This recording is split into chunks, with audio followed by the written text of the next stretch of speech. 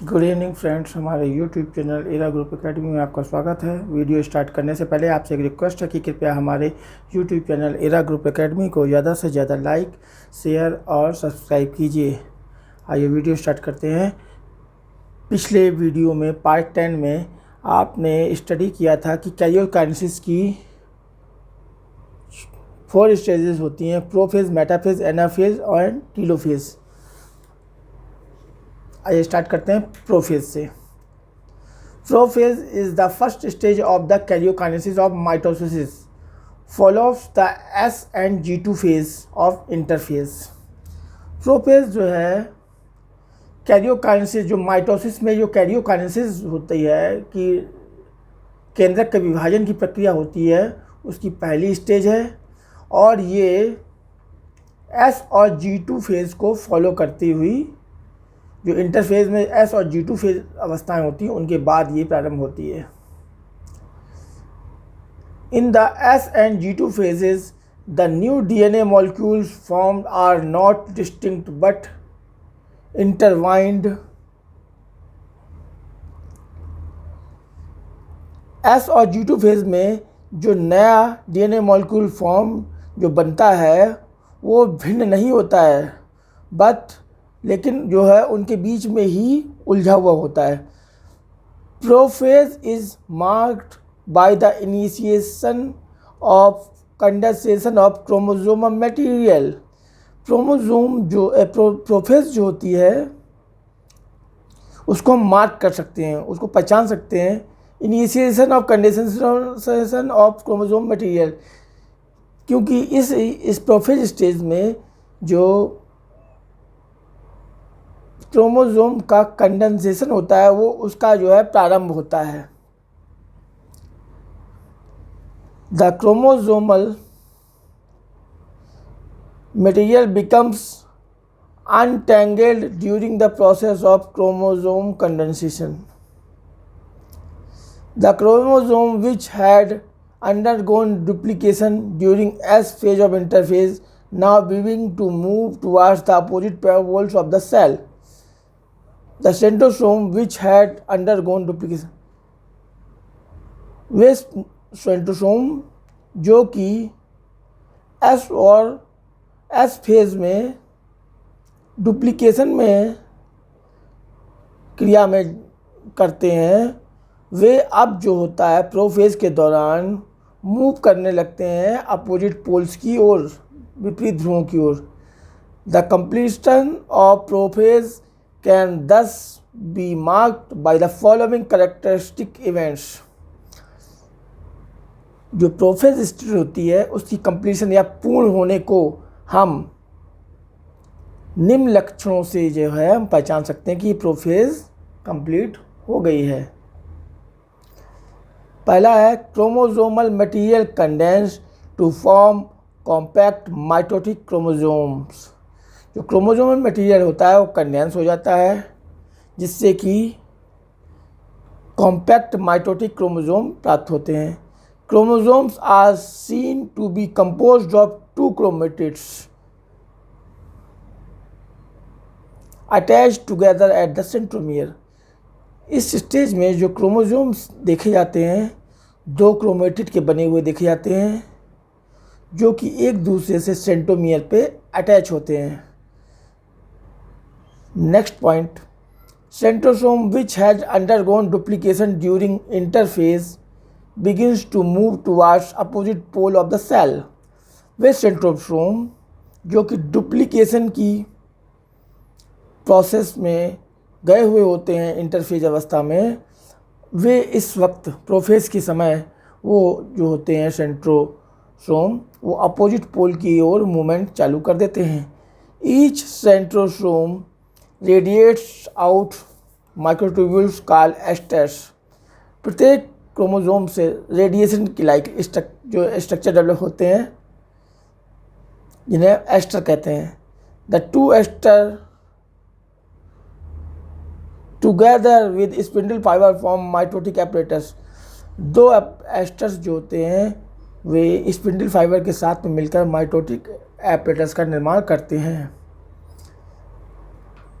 Cells at the end of prophase, when viewed under the microscope, do not show Golgi complex, endoplasmic reticulum, nucleolus, and the nuclear envelope.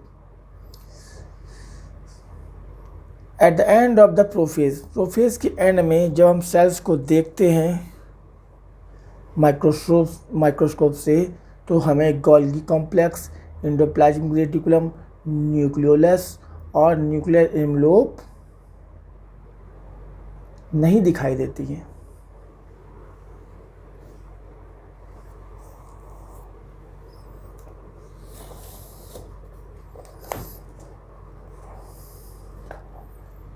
ये देखिए,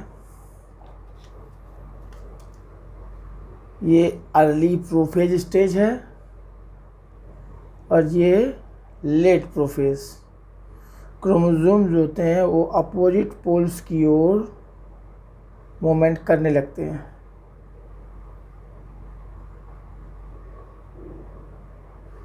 ये देखिए, early prophase में chromosomes को बिल्कुल सही देखा जा सकता है कि ये 2 क्रोमेटिड्स के बने होते हैं। इसके बाद ये लेट प्रोफेज में अपोजिट पोल्स की ओर मूवमेंट करने लगते हैं। अब देखिए, नेक्स्ट है metaphase. The complete disintegration of the nuclear envelope marks the start of second phase of mitosis. जब न्यूक्लियर मेम्ब्रेन जो होता है कंप्लीटली डिसइंटीग्रेट हो जाती है, टूट जाती है, इससे पता चलता है कि माइटोसिस की सेकेंड फेज या मेटाफेज स्टार्ट हो गई है। Hence the chromosomes are spread through the cytoplasm of the cell. जैसा कि हम जानते हैं कि जो क्रोमोसोम होते हैं स्प्रेड होते हैं कोशिका के साइटोप्लाज्म के द्वारा, जो होते हैं स्प्रेड होते हैं। But this stage condensation of chromosomes is completed. लेकिन इस स्टेज पे क्रोमोसोम्स का कंडेंसेशन होता है, वो कंप्लीट हो जाता है। And they can be observed clearly under the microscope, और उनको माइक्रोस्कोप के सहायता से क्लियरली देखा जा सकता है। This then is the state at which morphology of chromosome is most easily studied. यह वही अवस्था है जब हम क्रोमोसोम की मॉर्फोलॉजी को ईजिली स्टडी कर सकते हैं। At this stage metaphase chromosome is made up of 2 sister chromatids. इस मेटाफेज अवस्था में जो क्रोमोसोम होते हैं 2 सिस्टर क्रोमेटिड्स के बने हुए होते हैं, which are held together by the centromere, जो कि एक दूसरे से सेंट्रोमियर के द्वारा बंधे होते हैं।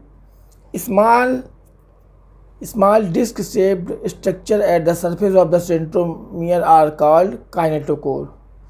छोटे डिस्क नुमा स्ट्रक्चर सेंट्रोमियर के सरफेस में पाए जाते हैं, उन्हें क्या कहते हैं? Kinetochore. These structure serves as the sites of attachment of spindle fiber। ये स्ट्रक्चर स्पिंडल फाइबर के अटैच जुड़ने के लिए स्थान बनाते हैं, जिससे कि वो क्रोमोसोम से अटैच हो जा सके।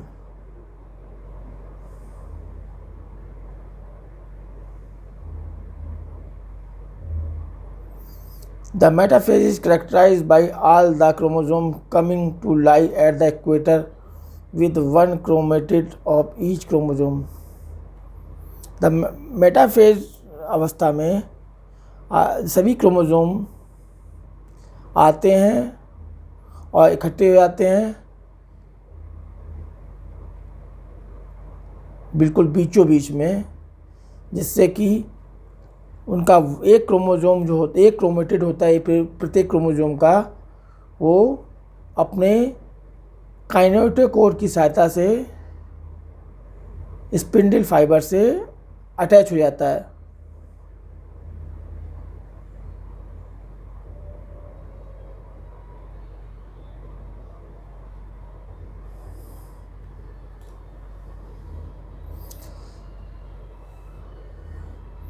दे are following features of metaphase.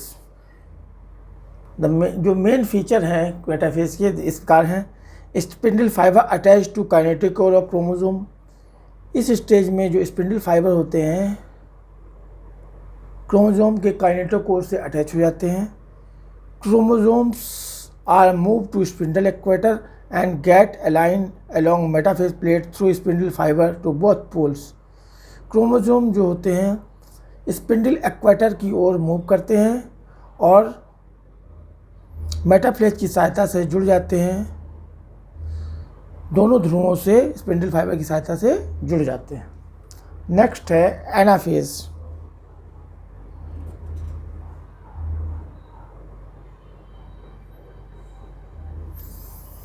At the anaphase stage, each chromosome arranged at the metaphase plate is split simultaneously, and the two daughter chromatids, now referred to as daughter chromosome of the future daughter nuclei, begin their migration towards the two opposite poles।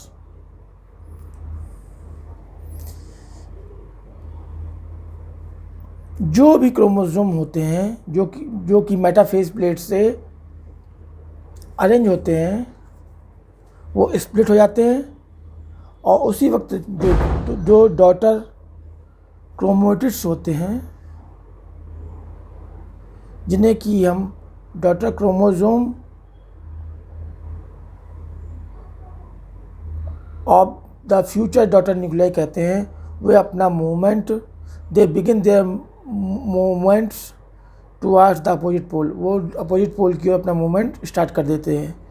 Each chromosome moves away from the equatorial plate. प्रत्येक chromosome जो होता है move करता है equatorial plate से दूर movement चालू कर देता है। The centromere of each chromosome remains direct towards the pole. जो सेंट्रोमियर होता है वो प्रत्येक क्रोमोसोम का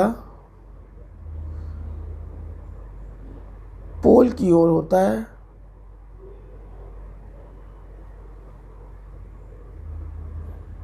the anaphase stage is characterised by the following events. Anaphase stage को हम निम्नलिखित कैरेक्टर्स की सहायता से पहचान सकते हैं।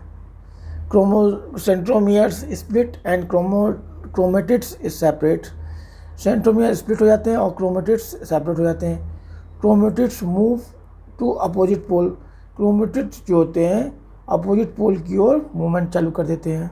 नेक्स्ट है टीलोफेज।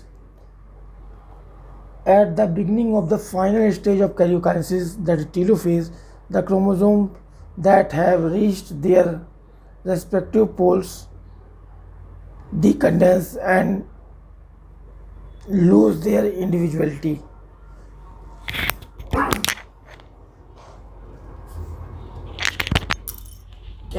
कैरियोकाइनेसिस की फाइनल स्टेज जिसे कि हम टेलोफेज कहते हैं, उसकी बिगनिंग पे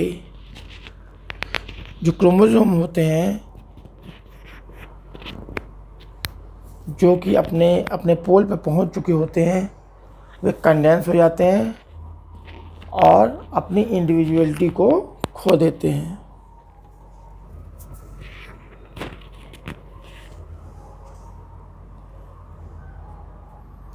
The individual chromosome can no longer be seen and each set of chromatin material tend to collect and each of the two folds। अब इस समय जो होते हैं इंडिविजुअल माने पृथक क्रोमोसोम को आप नहीं दे सकते हैं। जो प्रत्येक क्रोमेटिन मटेरियल होता है वो दोनों पोल्स पर कलेक्ट हो जाता है। This is the state which show the following की इवेंट्स। ये वो स्टेज है जो निम्नलिखित लक्षण शो करती है, घटनाएं शो करती है। Chromosome cluster at opposite spindle poles and their identity is lost as discrete element. Chromosome जो होते हैं इकट्ठे हो जाते हैं विपरीत स्पिंडल पोल्स पे और उनकी आइडेंटिटी एज ए डिस्क्रीट मतलब पृथक पृथक जो आइडेंटिटी होती है वो समाप्त हो जाती है।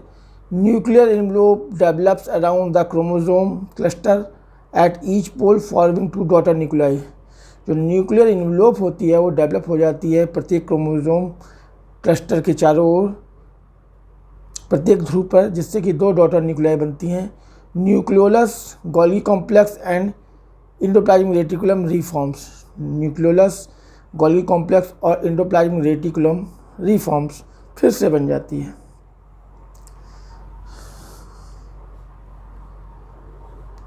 अब देखिए कैरियोकाइनेसिस कंप्लीट हो जाने के पश्चात साइटोकाइनेसिस होता है। कैरियोकाइनेसिस होता है केंद्र का विभाजन। अब साइटोकाइनेसिस होता है कोशिका द्रव का विभाजन। Mitosis accomplishes not only the segregation of duplicated chromosome into daughter nuclei, but the cell itself is divided into 2 daughter cells by the separation of cytoplasm, called cytokinesis, at the end of which cell division gets completed. Mitosis के अंतर्गत केवल chromosome के division से 2 daughter nuclei के बनने की प्रक्रिया या कैरियोकाइनेसिस ही नहीं आती है, बल्कि इस प्रोसेस में कैरियोकाइनेसिस के पश्चात साइटोप्लाज्म का भी डिवीज़न होता है, जिसे कि हम साइटोकाइनेसिस कहते हैं।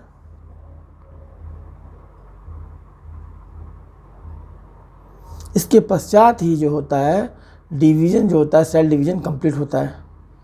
इन an animal cell this is achieved by the appearance of a furrow in the plasma membrane. Animal cells में जो सेल्स के बीच में होती है प्लाज्मा मेम्ब्रेन पाई जाती है। प्लाज्मा मेम्ब्रेन में एक फरो माने खाँचनुमा स्ट्रक्चर बन जाता है। The furrow gradually deepens and ultimately joins in the centre dividing the cell cytoplasm into 2। जो खाँच होती है बीच में, जो खाँचनुमा फरोनुमा स्ट्रक्चर या खाँच बन जाती है, वो बढ़ती जाती है और सेल्स के साइटोप्लाज्म को 2 पार्ट्स में डिवाइड कर देती है।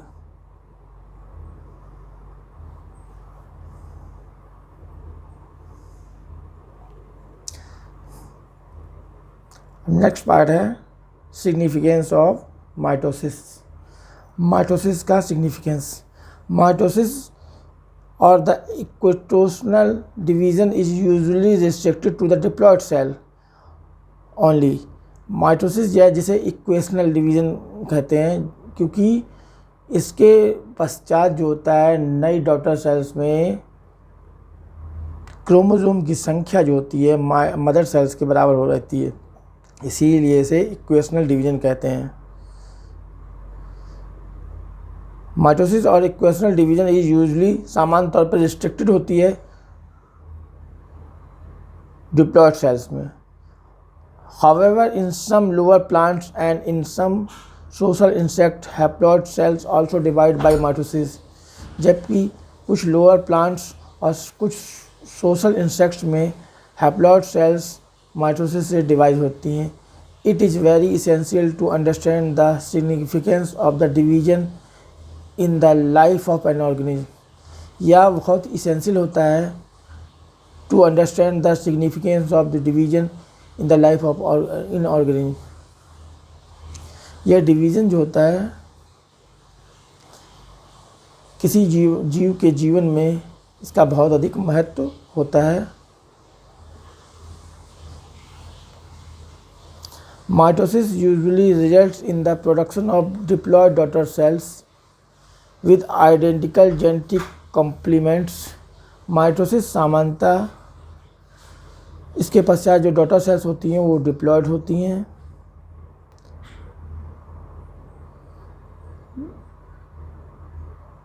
The growth of multicellular organism is due to mitosis.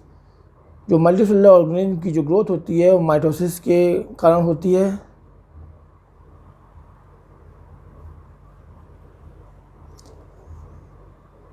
Mitotic division in the mesenteric tissue, the apical and the lateral cambium result in a continuous growth of plants throughout their life। जो mitotic division होता है जब मेसेमेटिक tissue में होता है, जैसे कि apical and lateral cambium में, इसका रिजल्ट ये आता है कि जो प्लांट्स में होती है कंटिन्यूस ग्रोथ जो होती है, लगातार उनकी पूरी जीवन भर ग्रोथ होती रहती है। जानकारी समाप्त हुई। आपसे पुनः अनुरोध है कि कृपया हमारे YouTube channel era group academy को ज़्यादा से ज़्यादा लाइक, शेयर और सब्सक्राइब कीजिए। नेक्स्ट पार्ट में हम मियोसिस का स्टडी करेंगे, जिसे कहते हैं अर्धसूत्री विभाजन। धन्यवाद।